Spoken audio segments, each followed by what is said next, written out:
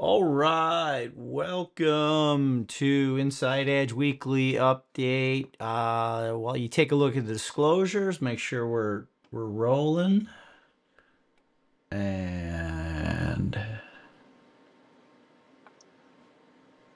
How's everyone doing? make sure we're good, and we're good. Hey, Hey, dude. happy birthday, buddy! Thanks, man. Happy I'm birthday. my 21st birthday. 21st. Yeah, exactly. Right. How old? You're 30. Say it. Mid 30s. Let's Mid all right, let's mid go with 30s. that.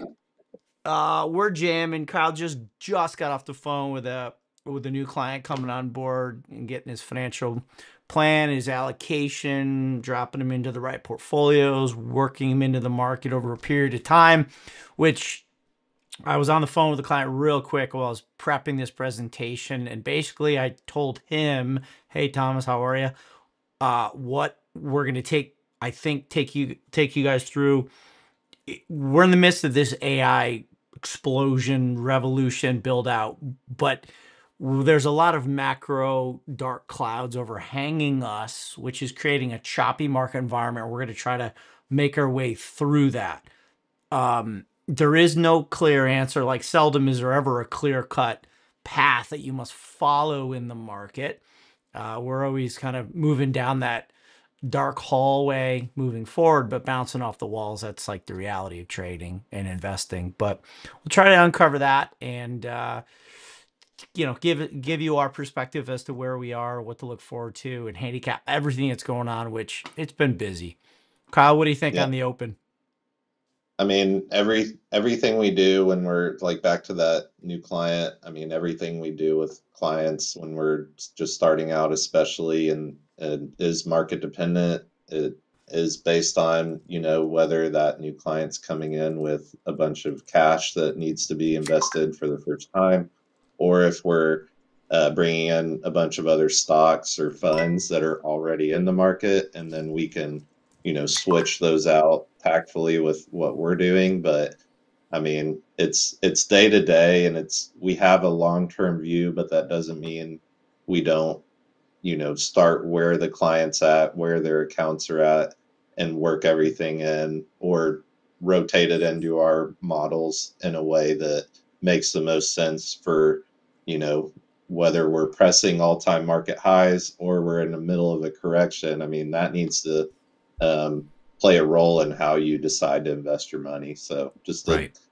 quick note on how we approach investing client assets when Right. we're keep hitting all-time highs every day, And because it's we've been through exactly. And clients tend to, and the one we just spoke to is not example like a one-off example, but we tend to get a lot of client money in when markets are either making lows or new highs. And sometimes I feel better allocating a percent of the money, a quarter or a third. But then once we have confidence and somewhat of confirmation that the resistance was broken, I feel better adding at higher prices because yeah, momentum is behind us, and this bull market which rages on should carry us away from those second, third, and fourth entry prices. So sometimes it's yeah, better in a momentum market to add at higher prices with confirmation, but that's a yeah. much longer And discussion. and on the behavioral side too, like you have to Yeah. think about how it looks and how it works out mathematically. Yeah. All right, let's get rolling. Happy birthday, buddy. Wow, look at Look at that guy. look at this badass right here. And did That you was see? our Yeah. that was our great trip to Miami Yep. for That was a a Riskalyze a risk conference. management conference, ironically Yes, enough. yes. Yeah, that was a As fun I day. That was great. Yeah, good times. I like Um seeing those pictures. and you played golf yesterday, so but I Did know play you golf were yesterday. I knew yeah. Yeah. I mean, you had some fun. How was the weather? How was everything good? It's still hot in Texas, but we got out pretty early, and there was a Nice. little breeze, so we were fine. Dude, I got the heat on right below me. Like I can't even imagine it being it's cold yet. It's still in dude, the 90s it was every day here. it was below freezing this morning. Man, All right, who are we? Just a reminder, we're getting a good steady audience and friends, family, clients, prospective clients watching us. But who are we again? We're an active portfolio management, individual equity shop coupled with full comprehensive financial tax planning, which goes hand in hand with active management. We communicate often with clients and prospective clients. We're edgy. We're inside edge. We're not some boring wealth management shop with the elderly couple walking the on the lighthouse. beach, the lighthouse, the sailboat. We're inside edge because trust me, that's what the kind of economy and society we live in now. You got to be edgy and on the cutting edge because there's nothing boring about what's going on here. So here's the list that I have for you today. We'll just, rather than go through, we're just going to hit them. It's mostly in order for those of you who want to skip ahead and kind of get through the fluff and figure out exactly what you want. But there's a few of these points scattered throughout. I always try to weave a narrative that has some degree of continuity as you tell the story of what's going on, but it's not that kind of market. So there'd be a little bit of technicals down here and up here. So I tried my best. All right, this was bonkers. So Tuesday, Powell comes out and does the Powell pivot. He's like, all right. And for equity investors, this is so key since the pandemic and specifically 2022 when we got the inflation interest rate spike.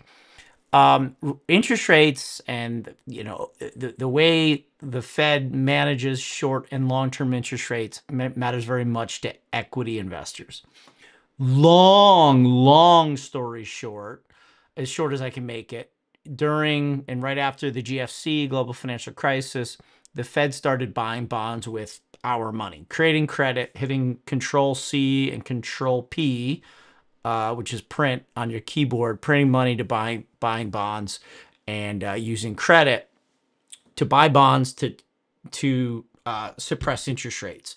You drop borrowing costs to stimulate the economy. It also, with the Fed buying money or buying bonds with money they created, it's injecting money or liquidity into the system, which is also designed to generate some growth, inflation, shoot some liquidity into the system and stem off the GFC, which is when we almost lost the American economy. All right. And then the pandemic hits, and then, we just did the same thing again. They injected a bunch of liquidity in the system by buying bonds. So that was starting to stimulate inflation. And then 2022, 23 comes off and like, all right, we're done with that. We got to cool inflation down as the Fed's balance sheet, which is how many, the amount of mortgage and treasury bonds they're long, went from about $1 trillion or less than $1 trillion pre-GFC to 2 trillion, 3 trillion, 4 trillion, 6. We got up to like, I don't know, $8.9 trillion worth of bonds that the Fed had amassed, again, with the goal of injecting liquidity in the system and dropping interest rates to stimulate growth and stave off the deflationary effects of the GFC and the pandemic. Well, okay, so pretty soon they said, all right, we're done with that. So what they did is they started letting bonds, which have a finite end date, roll off. And what they were doing was like buying new ones as the old ones would roll off. Well, they stopped doing that.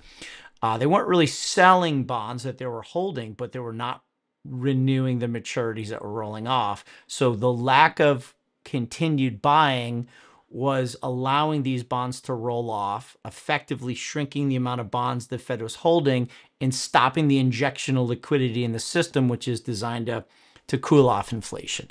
All right, so that's what happened when we went to just south of 9 trillion down to 6.5 trillion in bonds.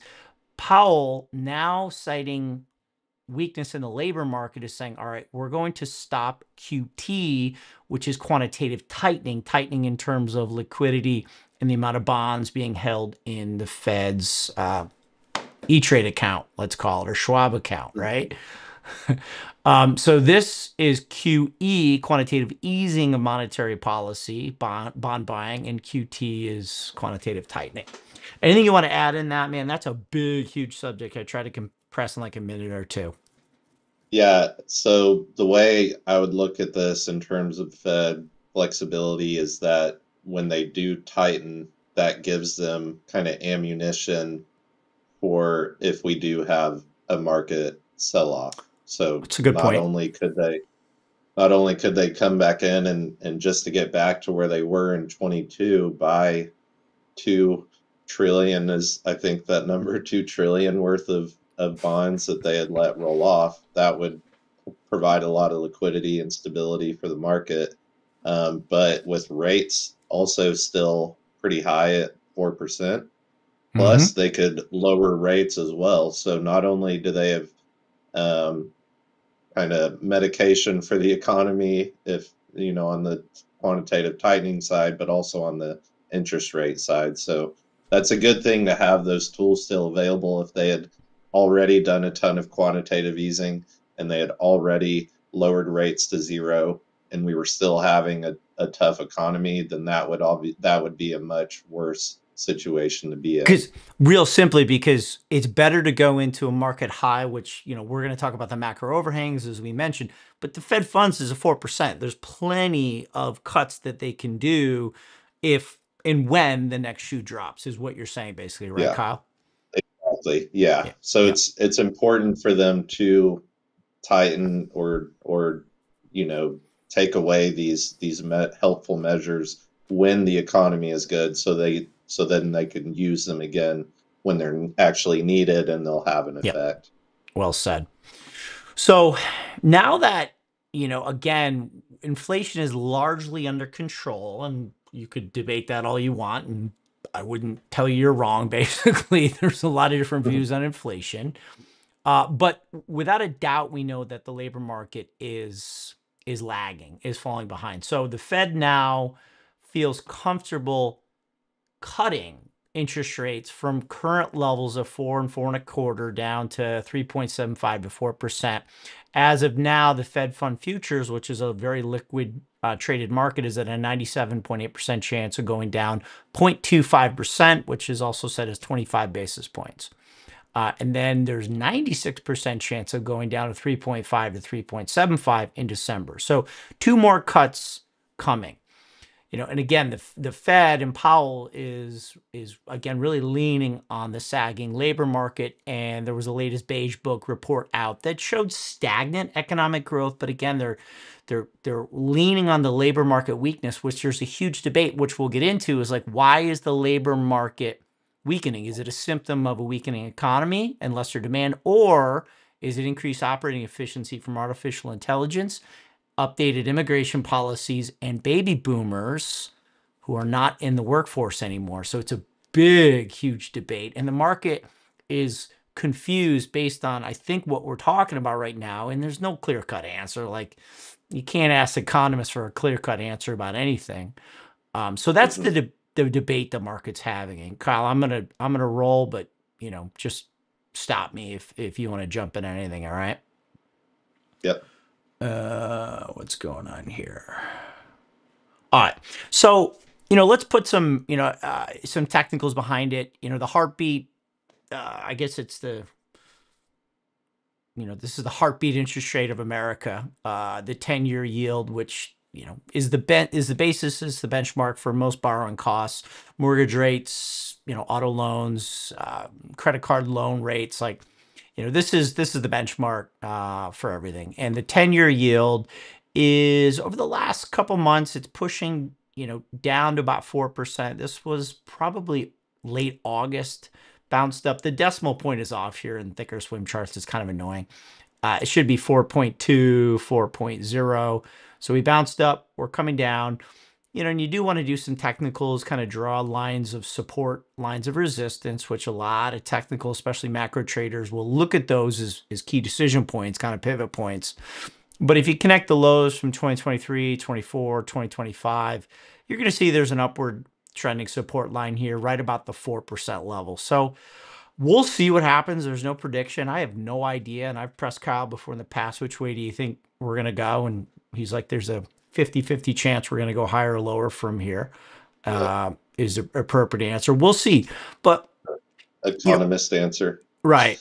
Right. But you don't know, like, if we're to break this uptrend and start looking at a 3.9, 3.8, 3.7 10-year yield, that's going to push downward pressure on all borrowing costs across the economy. And then we have to figure out what the narrative is that traders, investors, economists will assign to why we're dropping. It's not just that rates are dropping, why are they dropping? And that will set the sentiment for how it impacts, the other three major asset classes, which are equities, commodities, and currencies, and Yeah. crypto, if you want to consider that an asset class or not.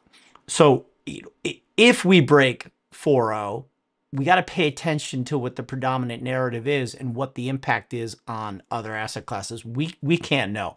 Sometimes rates going down are good. Sometimes rates going down are bad for the economy. We just have to see what kind of Exactly. prevailing mood and sentiment is out there in the financial markets. It's pretty esoteric. Yeah.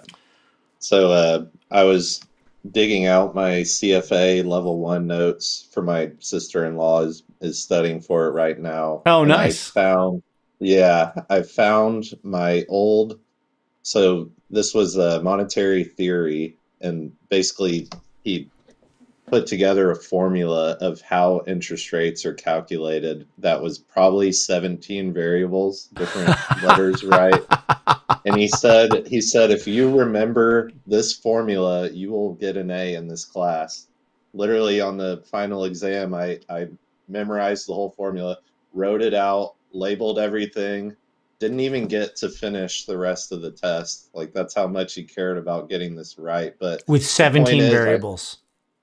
at least, I mean, it was so much to learn, but I still, like, I went to a wedding a couple years later and found people that had taken that class and still remembered, everything from all this stuff they learned. His textbook was spiral bound. He put together, a bunch of articles and notes and sold it for $20 like a good guy. But the point is, I do want to get into that, get into my notes and get into the textbook and try and bring more information into one of these live streams about rates and I just I like don't the different, there's uh, so much to learn that maybe a dude. couple people here I would want to told get you, into, but stop. I told you I was impressed that you went through CFA level 1, but no mas. You don't need it more, yeah. dude. No more. You don't Yeah, no, I'm done. I'm done. I know quite a bit. I'm done learning. No, I'm just kidding. But I do want to bring in some more on rates and how they're calculated and just like it's such a driver for the type of economy that we are. And I think it's important to understand, why it moves and how it can move, these it won't tell us what's going to All right, happen, all but right, all right. definitely help us to Calm down. understand. Calm down there, smarty Yeah. pants. Like, Yeah. look, we're gonna handicap it and just say, here's how the market Well, is taking a break of 4%. Good for stocks, bad yep, for stocks. I feel like most yep. of our viewers probably that's the extent. But if I'm wrong, let us know. We've If we've you got want. a couple here, All but yeah, this is good for now. right. So let's go quickly. As I said, I've got a little bit of everything spliced throughout here. Let's look at the market technicals quickly based on what we know was happening with rates, pushing the low end of the floor at 4%. Let's look at the most recent sell-off in the Nasdaq. Okay, so I'm going to give you a quick little technical lesson here. So this is the NASDAQ 100 for most of 2025. Get out of there, little bar. I think that's through February or March of 25. There's the March to April low. And I'm just going to show you a quick technical concept to gauge, if the sell-off that we just saw here is the start of a new downtrend, or if it's just a correction before we go and make new highs. It's just a little technical concept. So the red right here is going to be the August sell-off. And basically what you look at is, the high here in the first week of August, which is going to be that bar right there. So what you do is you look at the percent drop that we saw in mid-August. Okay. Basically what happens is if you get half of it back, that's going to be 50% retracement. All right, let's see if we can go up to 2/3 or 3/4, which specifically the numbers that technical traders look at is 78.6, but let's not go any further than that. There tends to be a lot of reversals at that 78%, basically 3/4 recapture of what you lost. And what happened is we went up to 3/4 recapture here at the end of August, went back down to the old lows. Then once we came through the 78, the 3/4, we hung out for a couple days, and then it was off to the races. So that off to the races was like right here that went up and took us to new highs. We're now doing the same thing. We're watching the 3/4 retracement, or we've recaptured 3/4 of what we lost. This tends to be the line in the sand. If you break through it, you're probably going to new highs. So, I mean, I'm watching this. I put my charts away, but we've been messing around this 3/4 retracement level for a couple days now. So this is going to be kind of the line in the sand in the NASDAQ 100, which is 24,981. So call it 25,000 in the NASDAQ 100. That's going to be your kind of technical line between probably going to new highs, or if we're going to have a reversal like we just saw. And this one, again, interestingly held the lows, but when we come back to it again, you're probably going to new highs. So just watch that. All right. So let me pull this over. Okay. All right, let's keep going on the technicals. It's interesting with the interest rates dropping. Remember, we looked at the 10-year yield, breaking 4%. We're seeing some outperformance in the small caps, and the index that tracks small market capitalization is the Russell 2000. It's generally stocks that have a market valuation or market cap of less than 2 billion, roughly. So there's a lot of talk about like, why are small caps, smaller companies starting to lead? And some of it has to do with decreased interest rates, because that's lesser borrowing costs for the smaller companies. But I actually want to look into this a little bit more. So let's just stick on the technicals for the Russell 2000 right now. This is the monthly going back to 2021, 22, 23, so on and so forth. We just broke above call it a 3 to 4 year high. So that's interesting. That's good. This is going to be the Russell 2000 small cap into the S&P 500.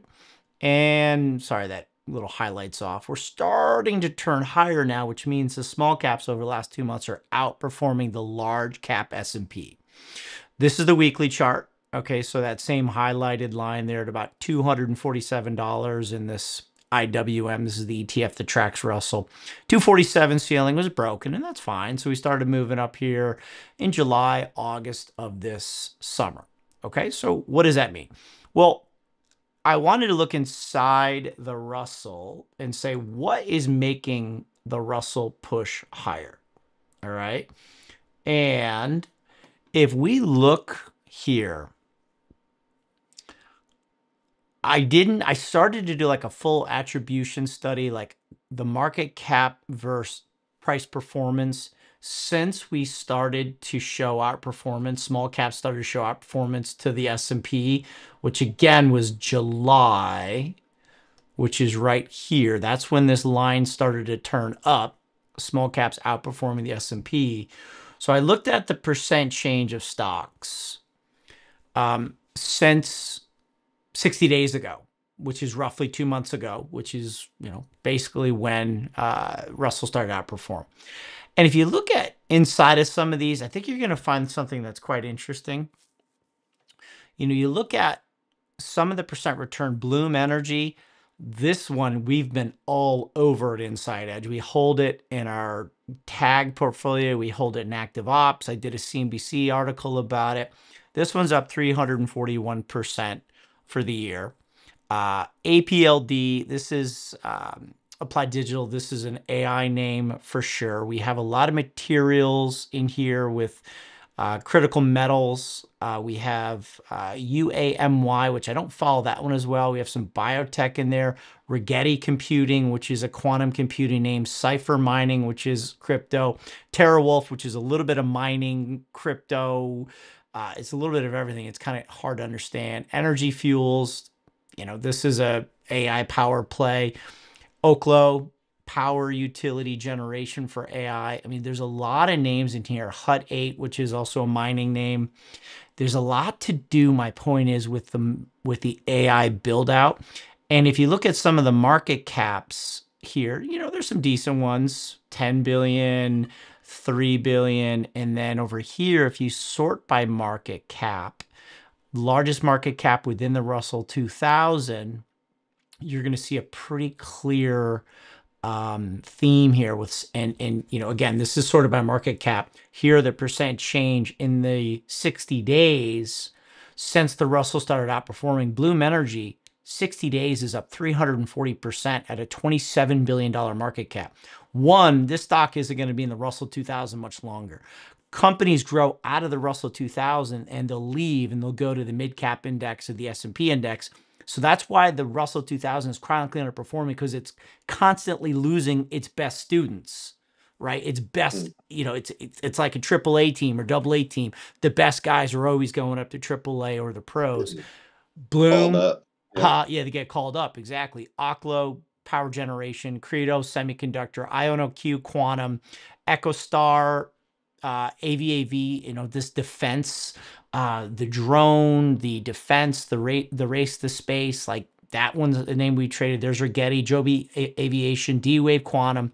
So you look at the market capitalizations of the stocks and the percent gain that we've seen in the small cap Russell in 60 days, like it's all tech, it's all AI build out. And these companies aren't going to be in this index much longer because they're going to graduate up with these market capitalizations. So my point is, don't get crazy and say, oh, I want to be long the Russell 2000 because, oh, it broke out. You're missing the whole point. These companies aren't going to be here much longer to continue to boost. Right. And HIMS is one that we've held for a long time. And actually, I want to put in Active Opps. That's a whole different story. So I thought that was kind of a fun story to talk about. Yeah, absolutely. So I'm just rapid firing you here. So with the stock market breaking out, with the AI build out, like what the hell with gold and silver and metals? Like they're ripping.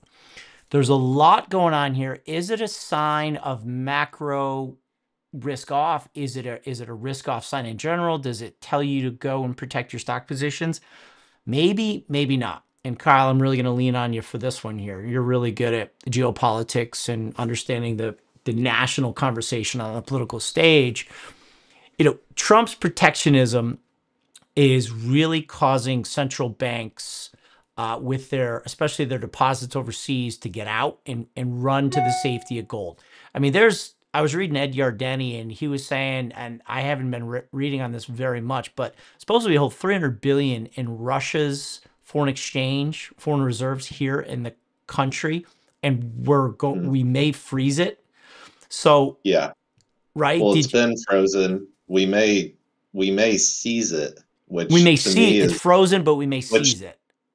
which to me is terrifying because, in my view, if we seize it, then what does that do to the credibility? There's a lot in the U.S. and a lot in the EU.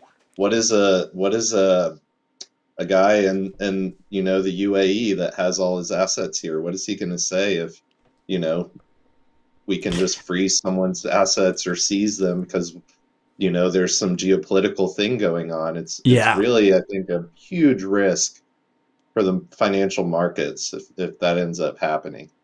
And that's been a lot of the flight to gold is based on the geopolitics and also domestic economic strength in China and Europe too. Yep. Things aren't going well, and the yields aren't high enough to justify the risk on bonds, then people are going to go somewhere They're else. going to gold. That's They're going to gold. what Like we've seen. Chinese Yep. housing market imploded, so there's money going to safety there. So just this protectionist global economic environment is causing people to go to a store of value, which a lot of people are telling us that, Bitcoin is the store of value. And I'll show you in the next chart, like that's not been the case lately. Gold is actually been outperforming. So Absolutely. we have some gold miners, not enough. I would say I got to raise my hand and say we kind of missed it. We have some gold miners. But And we also added gold and silver 2.5% each to our defensive model we because did.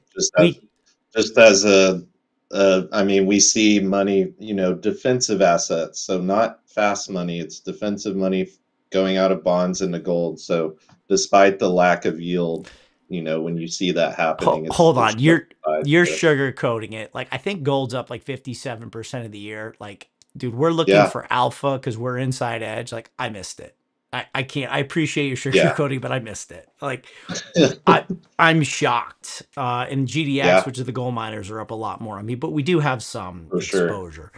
So, and we got to think about this. Like, okay, so here, let's go gold, Bitcoin.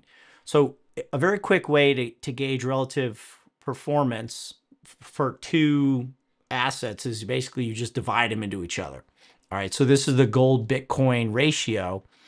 Um, Going back to 2019, 20.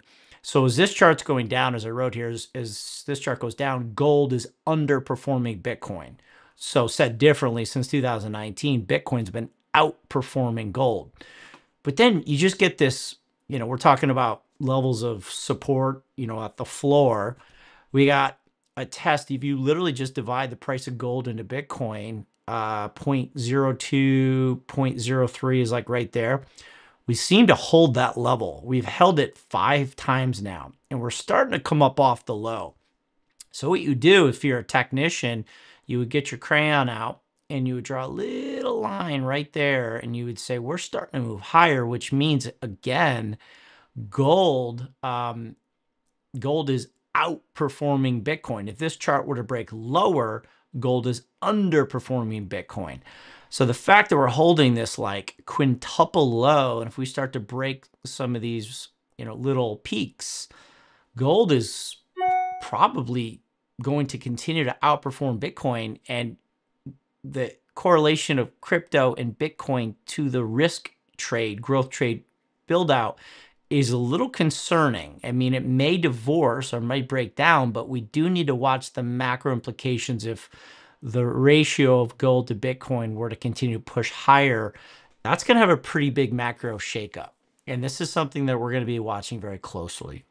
Anything there, man? I mean, it's just interesting to watch, and I know a lot of it is, I mean, part of it I'll say is gold being stagnant for like 12 years there before it actually Great, moved, and then great Bitcoin, point. how Great many point. 1,000% has it gone up since the late 20 teens? It is relative, but yeah, we definitely have seen the gold Excellent point. rotation back in. Excellent. But there's like, I don't know if there's been a lost decade with gold, but there's a long period of time you just said where gold did nothing. So a little catch up. Yeah. Is Bitcoin catching down? Perhaps. So long conversation. That's a macro indicator we're going to look at. And again, this is the kind of economy and market we're in right now. We're going to go to retail sales and consumer sentiment from gold Bitcoin ratio. We're all over the place. So Yeah. Here you go, Todd, real quick. yeah, August 26th, 2011 to October 13th, 2023. So 12 years yep. gold didn't move. And actually it didn't really move above that. It got about 8% above that starting point in 2020 during the pandemic, I guess. But yeah, if you had been a gold investor for 12 years there, you wouldn't have seen much, and also again no dividend or yield from owning gold either. So You know, okay. I think you're trying to make me feel better on your birthday. I appreciate but when we launched in October 21, like we got hit right away with the inflation and interest rate spike in 2022.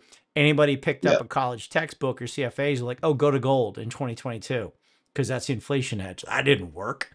What did we do? Hmm. Like we overweighted energy stocks quite significantly. We got off to a great start in 2022, just looking at what's actually happening in the markets, not what should be happening according to textbooks.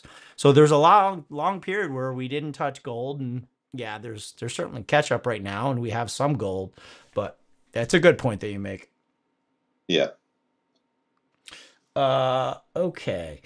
So, yeah, so consumer sentiment continues to drop. I think, the allocation in equities is still very much underweight. I think all the macro overhangs that, we're talking about and everything that's going on is real. I think, people are, those who don't like Trump really don't like Trump. And I think it's causing them to be underallocated in their equity portfolio, despite the second biggest technological build out that we've seen in 27 years.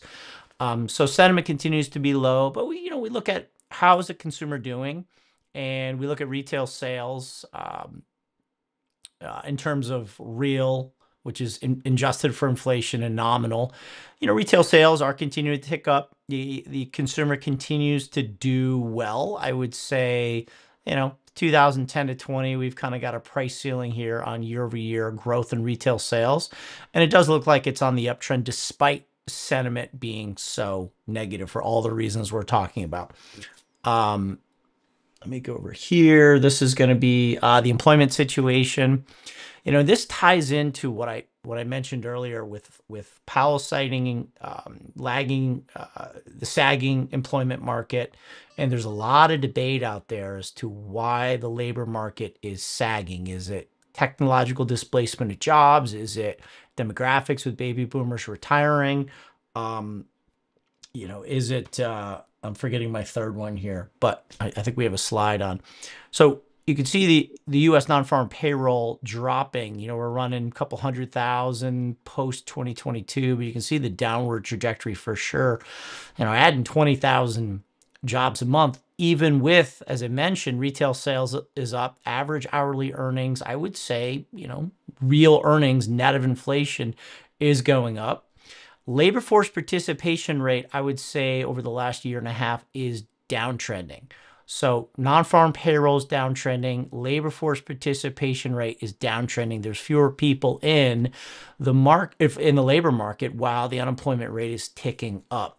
And again, that's the question I think the market is trying to answer here: is why is the labor market sagging so much? Is it the AI build out and the promises that they've been telling us that companies are going to operate more efficiently, justifying these higher valuations, which is just going to increase global GDP significantly because people are going to be able to do more with lower labor costs, and that's the question we're trying to answer right now.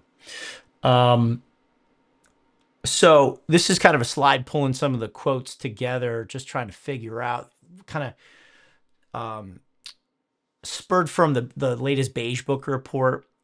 So this is coming right from Goldman Sachs, who wrote a report on it. The modest job growth alongside strong GDP recently is likely to be normal to some degree in the years ahead. So slow job growth, strong growth, normal. Goldman said the trend of GDP growth likely to continue. However, decreased immigration, baby boomers retirement, displacement of manual jobs via AI is likely to shift employment dynamics going forward. Goldman goes on to say they're already seeing negative job growth in healthcare, which that's one industry that's very ripe for displacement with AI. And this is a quote out of the Beige Book. Most districts, employers reported lowering headcount through layoffs and attrition, weaker demand, elevated economic uncertainty, in some cases, increased investment in AI. Beige Book report said qualitative data from 12 Fed banks. Nevertheless, labor supply in hospitality, agriculture, construction, manufacturing reportedly strained in several districts due to immigration. So you get immigration changes, you've got AI displacement, and you have baby boomers retiring. Is this new sort of trend at lower, below GDP growth in employment? Is this a negative sign for the economy or not? And I don't know, and I don't think anybody knows. Kyle, save me. Yeah, to be determined. I've seen, just from friends and clients, I mean, definitely rates. I mean, they've started going down, but that's still that slowed things down on the kind of the post-pandemic recovery where we saw a construction boom in places like Texas and Florida and elsewhere, and that's definitely cooled off. So, I mean, I do think that plays at least part of it too is kind of stimulus and kind of the reaction to the pandemic, that kind of cooling off caused a lot of home builders to lay off. I think I read a survey, it was like 87% of home builders in Texas had done layoffs. So Wow. that's going to be reflected. And then same similar number in Florida and the other kind of high growth areas during the last few years. So I think it's a number of things. And when you are at full employment, it's hard to go down from there. You're probably going to stay there for a while until something changes and you see, it could be five different things that cause a 0.25% increase. So Yeah. I think that's what we might be seeing. Yeah. And as I was continuing to read, talking about the jobless recovery in 2000, 2001, like, that's when I started trading professionally. And, I remember the 2003 low, and we had a jobless recovery led by, the second phase of the internet coming online. And, a lot of people say that was a jobless recovery, that employment didn't expand as the market recovered at the 2003 low because it was led by technology as companies becoming more efficient and Yeah. massive value creation, market capitalization build out, with not a huge overhead, because that's what, technology is. Yeah.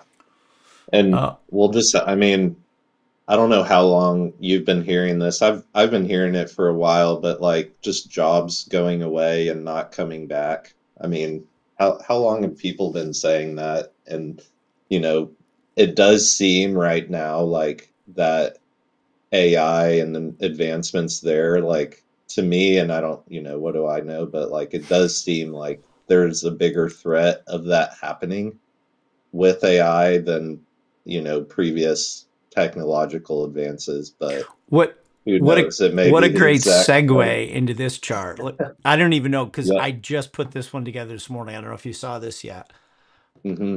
but this is the interview I put out there. I don't even know how to pronounce it. Coatue. It's I Yeah, should I'm know how not to. gonna try. Yeah, Code two. yeah, they're super smart research, and they're a strategy aggregation company. But they put out some really good stuff. But they're saying, and I link it on the next slide. Sector concentration as a percent of total U.S. market cap, going back into the 1800s, Industrial Revolution, 1880s, crash of the 20s, Roaring 50s, so on and so forth. So a little bit less than 100% of the economy was financed or real estate in the 1800s. Industrial Revolution, no surprise, industrials and transports. And then green energy materials, 30s, 40s, and 50s, started to get some hints of tech and comm services in orange. And they're making the point here is, there's been such a decreasing trend of significant sectors as a percent of the overall market cap at the low here. No one sector is too large, but they're trying to make the point, is this trend starting to reverse and start to head higher as tech and comm services are capturing more of a percent of the overall market cap? I mean, what happens, Kyle, if we go, what are they, 40% of the total US market cap, 50, 60, 70? What does that mean for global market cap valuations? What, I mean, if the AI build out continues at this pace and we do start to be 50, 60, 70%, like, I mean, that would send markets significantly higher. Yeah, absolutely. There's Absolutely. really good video. I know you guys probably can't click on it, but CNBC did a really nice sort of incestuous look of how all the major AI hyperscalers are investing each other, kind of related to that last Hmm. slide of market capitalization with tech growing. But just go search it if you want to see it. A Guide to $1 trillion worth of deal of AI deals between OpenAI, NVIDIA, and others. It's kind of wild how it all pieces together. Like, it's so hard to follow. But Yeah, and this is like, I mean, this circle here with these 20 names or however many, this is not even close to the full web. oh yeah, oh for sure, for It's sure. so vast. Yeah. Yeah. Yep. Um, So yeah, this is a slide I actually took from a July presentation we did for you guys, and I just want you to revisit it. If you guys want to email in, I'll send you the presentation. It has all the links in there, or go search it.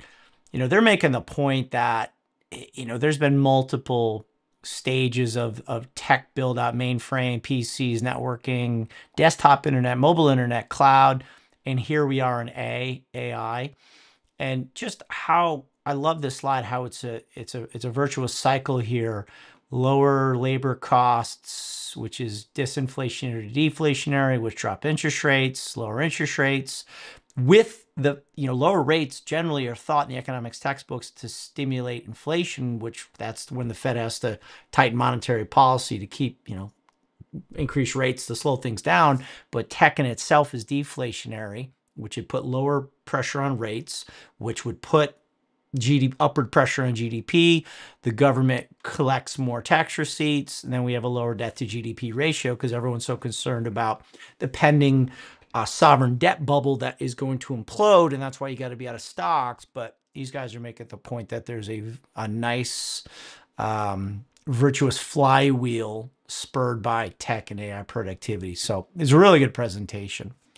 Taiwan Semiconductor just came out, crushed earnings. So here we go. We had ASML come out, Netherlands-based semi. We just had Taiwan come out, which is key for the AI build out. They upped guidance here for next year. They're at about for 2025. They're 121 billion. I think they upped that guidance, and then they're looking for 142 billion, which is a 17% growth for 2026. And you look at the Taiwan Semiconductor chart here. This has been a core holding in our SIG, strategic incoming growth. So all good there. And just back to this guy. These guys are a little out of sync, but just look at the increasing, the rate of change here. This isn't anything to scale, but who knows when this AI build out is gonna continue on the top side. Revisiting, and we're almost done here, guys. Revisiting some long-term targets in the Nasdaq. This was done in July 25. This is some of the grueling and esoteric modeling and projection analysis we do, which is LE wave Fibonacci analysis. Just reiterating our targets long term in the Nasdaq Composite. This is going back to the 90s. The highlighted zones are based on the model that we use to look at where we are in the cycle of stock market indexes longer term. 2026 target should be in this highlighted zone here in the Nasdaq Composite, 26K to 28K. That's where I think we're going to target here for 2026. And the next clustering, handicapping all this craziness on the screen, is Nasdaq 50,000 target within the decade. It's not a projection. I'm not telling you it's going to happen, but based on the model, which is LE wave, which is Fibonacci, which is a long-standing, school of market analysis that hedge funds and major investors around the world have used for decades. This is what it says. This isn't us. This is, showing a market model. So based on this, I'm looking for 50,000 in the Nasdaq in the next decade. And just to reiterate, and we'll finish on a planning note, Kyle, if you put $100 in the Nasdaq, back in the last 15 years, or sorry, this is that should be 15 years, not 25 years. I got to change that. Thank you. This is the beauty of the cloud right here. Watch, it's gonna boom. Well done. $100 invested back in 2010 in the Nasdaq 100 is $1,411, compared to, if you put it in the Dow, is $459. So I think the point here, and just pulling it all together, regardless of all the massive macro overhangs, the tech build out is real. The macro and the economists, they're going to argue with each other and debate and try to appeal, who's got the smartest and the biggest crystal ball, but I think we got to recognize that we are still in an AI build out. It's changing the way we interact, personally, professionally, and the earnings are here. It's not 2000 where you throw up a website and a name and you get an insane valuation. Companies that are making real money are moving. Yeah, we had some unprofitable quantum stocks and some nuclear build outs and some pretty abstract companies pushing the Russell 2000 up, as we showed you. Now, whether they graduate up to mid cap status and large cap status as earnings come in, we'll see. But it hasn't. Those aren't the companies that are moving the indexes to all-time highs. It's the large cap stocks that are making hundreds of billions of dollars that are moving us higher. And every report we're seeing now that we're in earnings season is probably going to confirm that we continue. So balance the macro, balance the scary news out there with what's actually happening. Yeah, and discern between the speculative stocks and the longer term investments. I mean, I'm not saying don't trade in speculative stocks. I mean, we're still seeing the momentum and these themes play out, which means the speculation should continue. But on the one hand, you have these great ideas, companies that aren't profitable yet, and like Todd said, there's so many companies out there that are producing, earning, just printing money. And then you go look at the forward PE and it's low, somehow still lower than it is now. And I mean, that just means that the cash flows are backing up the stock prices there. And it's worth noting for those few companies and being able to see the difference. What is a Yep. speculative stock, and then what is a solid company that's earning their price with the money they're making.